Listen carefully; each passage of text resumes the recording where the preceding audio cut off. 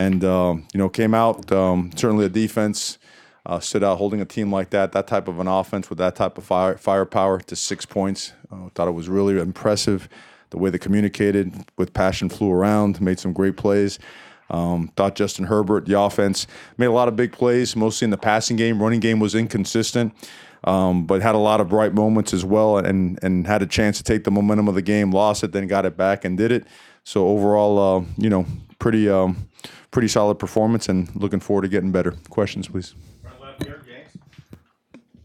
Have an update on Micah and his wrist, and CJ and Bryson.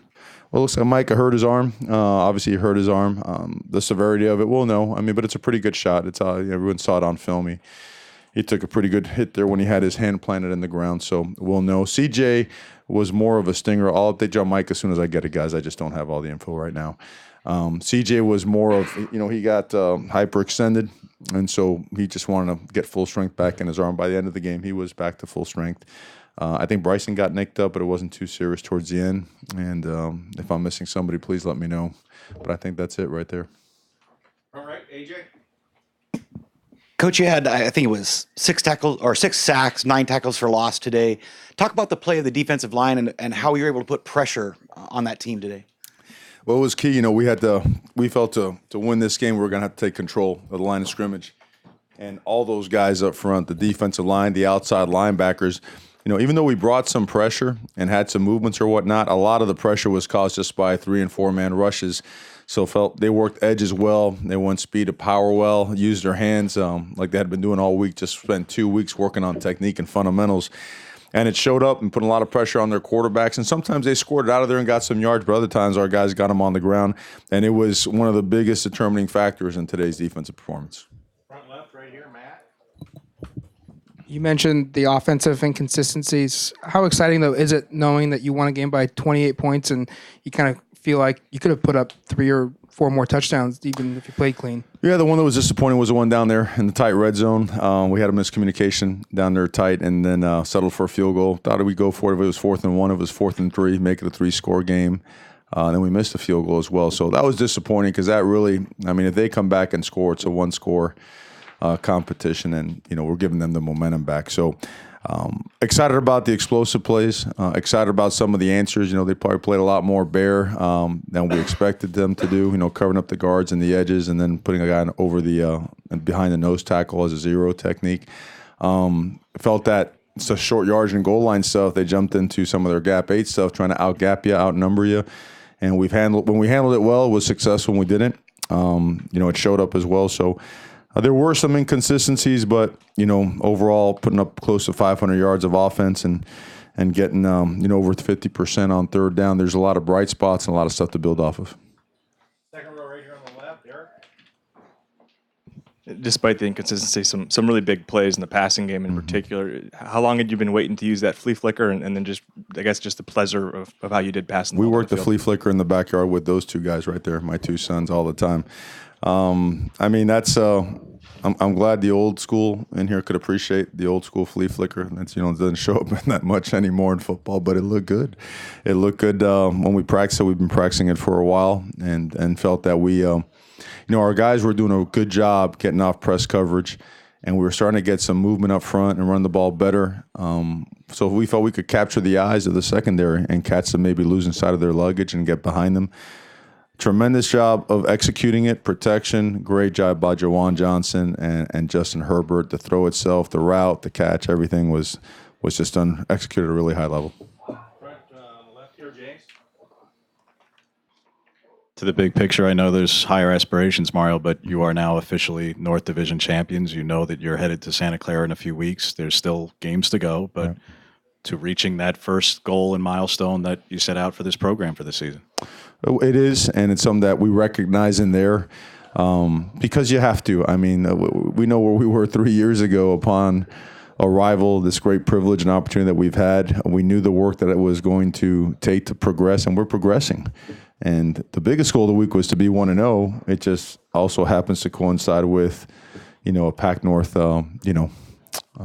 title. So, but that being said, the best part about it, our guys, and this sounds like a broken record every time I come here and see you guys after a game, our guys feel like we still haven't played our best football, and that's awesome to hear, and that's why we look forward to getting on that film, getting better, and getting back to our 1-0 processes tomorrow.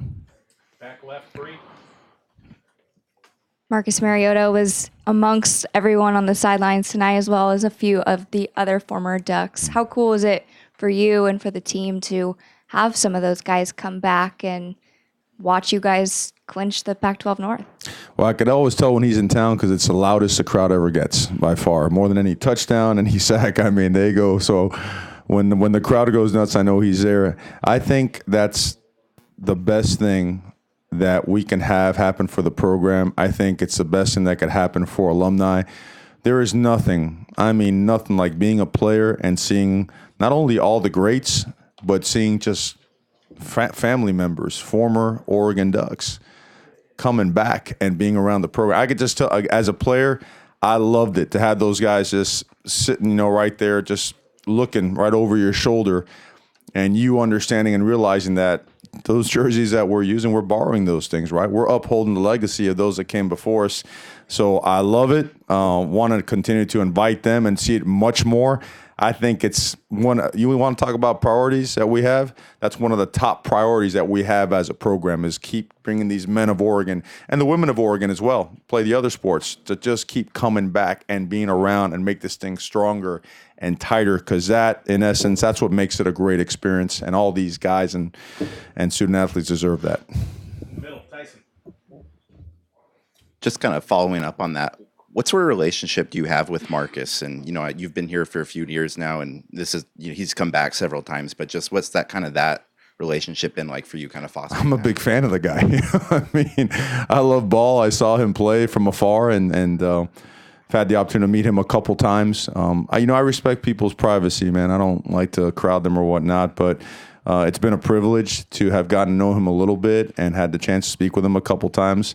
It's what everybody in here knows. It's a first-class guy, an absolute just tremendous ambassador for this university, for the community, for the program, for his family. His family get to see a bunch in support of Matt, as he plays out his senior year. So it's I consider him and an honor and a privilege to know them and to have them around. On the right, Warren. Mario, James took my question about the Pac-12 North. Always does. Congratulations on that. I want to talk about penalties, though. You guys, once again, get stuck with those unsportsmanlike and the personal foul, late hit penalties. What are you guys doing to clean that up, or is that just so much passion now in playing this game? Well, I mean, you always got to assess each one and look at it, subjectively, right? Get one on a kickoff return, which hard to tell when it's full speed because the guy's stumbling. He's close to being down or he is down, and our guy continues and launches and gets there. That one, it's a judgment thing. The one that we had later on special teams, that's the stuff that's inexcusable and that can't happen. And so even though we've cut them down, we had 5 penalties today total as opposed to what we had last week, which is inexcusable, but 5 is still at least 4 too much, So there is some improvement, but we ain't gonna, there's no reason to pat ourselves on the back for that. We got to get that down even further. And we got to increase the consequences that come with it. Our guys know that. I mean, you saw a lot of guys today, and there were a couple times where our guys got popped right in the mouth now late after and didn't have it called, And I'm not complaining about the refs. I know what that brings, okay? But I'm just saying that our guys really took the high road and made it a point to play the best and the cleanest football they can. A couple guys didn't. We'll learn, and we'll go forward. Right next one on the right, AJ. Coach, it seems like with this defense, from one game to another, you never know which guy's going to step up and really shine. Today, I thought Bryson Young really stood out. Yes, he did. Talk about his game and his progression to get to this level he's at right now. Yeah. I wish you could see Bryson Young's development over the past couple of years because this guy's special now. He just goes like 100 miles per hour. His heart is enormous. His passion for the game, for his brothers, for this place is off the charts. He's explosive, and he uses his hands really well. And that's what you saw tonight. He was able to get separation, shed blockers. He was able to get penetration on some of the stunts. He was able to work short edges in the passing game as well. He was all over the field. And then he's got a relentless motor. I mean, this guy's always chasing, getting to the football. So, everybody in that locker room is a big fan of Bryson because of what he stands for and the way he plays the game. Right here in the You mentioned several of the things on offense that were big bright spots, Mario, really inside the lines here. But on first down efficiency, I mean, over 6 yards per play on first downs. If you take out the sacks, that's even higher through the roof. And it looked like Travis did a lot of work between the A and B gaps, and that's not normally where he lives. Was that something that you saw schematically? You could just move the three techniques a lot? Well, they jump into more of the odd stack stuff early. If you watch them last week, 2 weeks ago, their last game, when the second half came around, they jumped to a lot of odd stack against Oregon State. So you had to prepare for odd stack, for bear, for 4 down, under, over G. I mean, it was all kinds of stuff. So when they started going to their odd stack, their ends are a little bit wider. So you're able to kind of knock out the A's and the B's and still bring your split zone blocker and cut off the backside end. So you got a pretty good lane right there. And if they happen to spill that guy, Travis has got great hips. He could jump cut that thing and come out the back door. So those things end up being really good. We mix up the formations really well. I thought Marcus Arroyo did a great job mixing and matching some of the stuff that we had tendencies on and kind of reverse those tendencies with the type of runs that we ran. And overall, we started getting better, with the run game as the game went on, and we got to continue that trend. We got to run the ball strong every time we get a chance. Last question right here, Matt. Johnny Johnson had scored a touchdown since Montana. How big was that for him, that second play? And just how big was that for your offense to have a quick strike just like that, second play of the game? Well, number one for Johnny, awesome, because of, again, he's another one of those guys that his teammates love and respect him. The guy is a great football player and a relentless worker.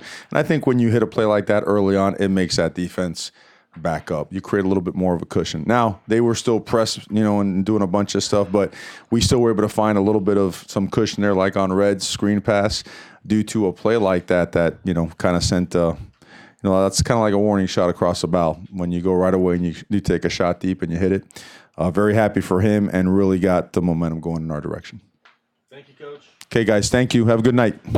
Again, student athletes will be available outside of this area back by the elevators.